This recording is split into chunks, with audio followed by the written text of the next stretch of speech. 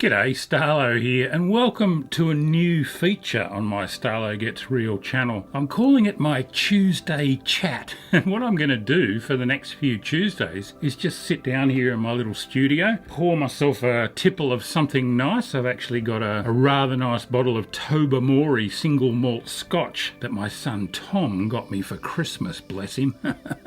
No, they're not a sponsor, I wish they were. But speaking of sponsors, I have picked up a new one this year, and would you believe it's an accountancy business called CM Partners. Accountancy and bookkeeping, you probably find them about as exciting as I do. I always put that stuff off, but unfortunately if you keep doing that, it comes back and bites you on the bum. So I've just signed up with CM Partners and I've been really impressed with them. One of the nice things is there's a couple of fishermen in the company, that certainly doesn't hurt, but they just seem really good to deal with. Anyway, I'm not going to bang on about them. If you're interested, there's a link down below and you can get a free and obligation-free quote from them just by having a chat to them. If you're a tradie or you've got a small business or whatever, I think they'd be a perfect fit for you. They're certainly working well for me. Anyway, back to the Tuesday Chat. What I'm going to do each Tuesday is just sit down and have a yarn with you about things that are going on in fishing, about some of my philosophies towards different aspects of fishing. We might look at some new techniques. We might even look at some controversial subjects. We'll play it by ear. If you enjoy it, let me know by giving me a thumbs up down below, because I'm not going to keep doing these if no one wants to watch them. But I'm kind of hoping that you might. Anyway, I thought I'd kick off this first Tuesday Chat by just looking back over my fishing history, telling you a little bit about how I got into it and how I ended up where I am in the fishing world today. Cheers. One of the other things that I'll be touching on through this series is some advice for other budding content creators out there who want to get into the whole YouTubing thing or maybe write for online publications or whatever. It's not getting any easier, but I'll give you a few tips as we go along. But anyway, back to the start of my fishing journey, and it actually began when I was just 5 or 6 years old. I grew up as the son of a country policeman and we moved around New South Wales quite a bit. When I was about 5, we moved to Condobolin, which is almost in the geographic centre of New South Wales. And up until that point, I'd never really had any exposure to fishing. But while we were in Condo, my mum actually won a rod and reel on one of those old chocolate wheels at the local fair. It was a pretty ordinary rod and reel. It was a little stubby solid fiberglass Jarvis Walker, and it had a red closed face reel on the top of it. You know the ones I'm talking about, where you press the button down with your thumb, the line comes out through the hole in the centre, and you cast. And it came pre-rigged with a little frog pattern Wonder Wobbler lure. It might have been a copy of a Wonder Wobbler, probably wasn't an original. I was fascinated by this thing and I started casting it around the backyard. And the next time the family went out hunting and fishing, which we did used to do occasionally, we went to Gum Bend on the Lachlan River, not too far out of Condobolin. And while my parents fished with hand lines wrapped on Coke bottles and an earthworm, and from memory they caught a couple of silver perch, or black brim as we used to call them in those days. This was pre-carp, by the way. We're talking a long time ago.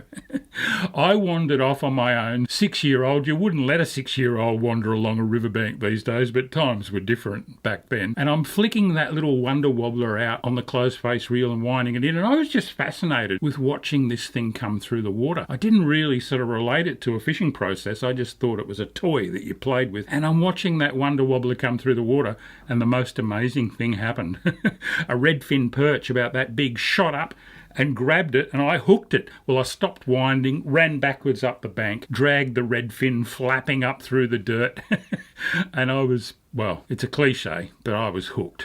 I was just blown away by that experience, landing that little half-pound redfin perch on that lure. It started a passion that's still as strong in me today, 60 years later, as it was that afternoon out at Gum Bend on the Lachlan River. I still love fishing, and I still particularly love lure fishing, and that whole idea of fooling a fish into eating a bit of plastic or metal or timber. It still floats my boat. After Condobolin, we had a brief stint in Lismore, and I can't remember getting any fishing done when I was up there, but then we moved to Bega on the far south coast of New South Wales, which is only about 10 or 11 miles from the coastal town of Tathra. Only the tourists call it Tathra, by the way. That's how we used to know when the Victorians were in town. But Tathra's claim to fame is the old steamer wharf, which was about 100 years old then. It's a fair bit older now.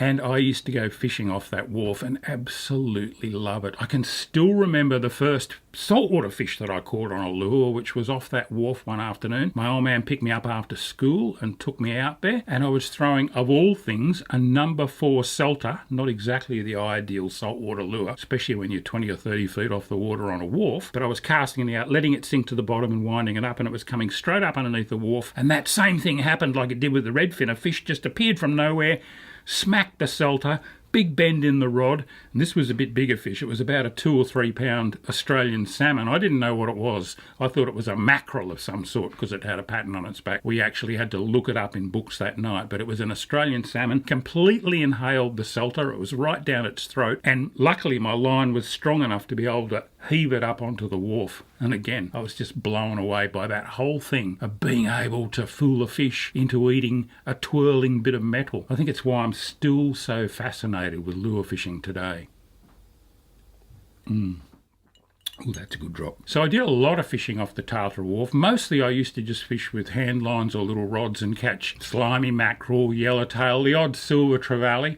But it all changed for me again one day when a fairly young couple arrived on the wharf and they had the flashiest gear that I've ever seen. The bloke had an overhead lever drag game reel on a fully rolled rod. His wife wasn't running quite as flashy gear. She had an Alvey sidecast on a fairly big rod. And they came up to me and I had some yellowtails swimming around in the bucket and they asked if they could have one. And I said, yeah, by all means. In fact, I gave them 2 and they both put out live baits under bobby corks. Now, I'd never seen anyone do that before. And to cut a long story short, it was her bait that went off. She ended up getting this screaming run, just about emptied the Alvey before she could stop this fish, and then it arced backwards and forwards across the bay, and eventually they got it in. And it was what we called in those days a northern bluefin tuna, these days known as a long-tail tuna. It was just over 50 pounds, like 23 or 24 kilos on the new scale. Massive fish, biggest fish I'd ever seen in the flesh, and they'd caught it on a yellowtail that I'd caught. So the penny dropped. There was a bit more to fishing than just catching yakkers and slimy mackerel and little silver trevally. But it'd still be a few years until I could afford that sort of gear or get myself to somewhere where that sort of thing happened on a regular basis. And that was when we moved to Bomaderry near Nowra on the south coast of New South Wales, and I got in with a group of young guys who were land-based game fishing nuts. We were hiking into the platforms of Jervis Bay every weekend and spinning with lures and fishing with live baits, chasing tuna and yellowtail kings and all sorts of other stuff. And I went absolutely mad on that for a few years. And I'd always been a bit of a storyteller and I loved writing compositions or essays at school. So my mate said to me, why don't you try writing an article for a fishing magazine? And I'd been consuming the old Australian Angler magazine, Ron Calcutt's baby. It was my favourite publication and he was my absolute hero. So I thought about it and I did it. I sat down and wrote an article, picked it out on an old Olivetti typewriter, packaged it all up with some very ordinary photos, the old 5x9 colour prints from the chemist, and sent them off to Ron Calcutt at the Australian Angler. Well, I didn't hear anything for a couple of months and I'd actually forgotten all about it. And I got home from school one day and my mum said, there's a letter for you from Australian Angler magazine. I thought, oh yeah, this will be a rejection for sure. And I ripped it open and there was a typewritten note from Ron saying that he'd absolutely loved the article. It was going to be appearing in the February, I think it was the February issue, 1976 of the Australian Angler. And there was a cheque in there for $50. Now, my old man was earning about $100 a week at that stage as a senior constable in the police force, so $50 wasn't too bad. And in fact, I spent that $50 buying a decent reel for high-speed spinning off the rocks. I bought one of the old Mitchell 499s, you might have seen them. They had the manual line roller and pickup. You had to actually pick the line up and put it on the roller, but they were really fast and they were pretty strong. I loved them for high-speed spinning off the rocks. I wasn't much good at casting an overhead in those days. I used to get too many backlashes. And that's how I got started in the fishing journalism business, and the rest, as they say, is history. I was at uni doing a BA in English and history, and then I did my diploma in education, and I got a job as a high school teacher, and my very first posting was to Burke in the far west of New South Wales. You couldn't get too much further from the ocean and still be in New South Wales. And unfortunately, I arrived in Burke a couple of years after the carp plague, and you could just about walk across the river down at the weir on the backs of the carp. They were everywhere and they were prolific, as is often the case in the first wave of invasion of a pest species like the carp. They just took over, and I didn't really catch much else. A few yellowbelly, 1 or 2 silver perch, and a couple of little Murray cod was about all I caught while I lived there, apart from hundreds, maybe thousands of carp. But I used to enjoy stalking along the bank of the Darling, dropping little lures in front of the carp and getting them to take them. Again, the old salter was one of my favourites. I still had that thing about lure fishing, and the river was often pretty dirty, but you could still get a carp to eat a lure if you got it right on its nose, and I enjoyed doing that. But I did get sick of catching carp, and I was missing the ocean. I was thinking pretty seriously about whether I'd made the right job choice by being a teacher. I was still writing articles for what had now become Fishing World magazine, the old Australian angler, still communicating with Ron Cathcart, and then I got a call one afternoon at school asking if I'd be interested in moving back to Sydney and becoming the assistant editor of Fishing World magazine. We'll talk about a dream come true.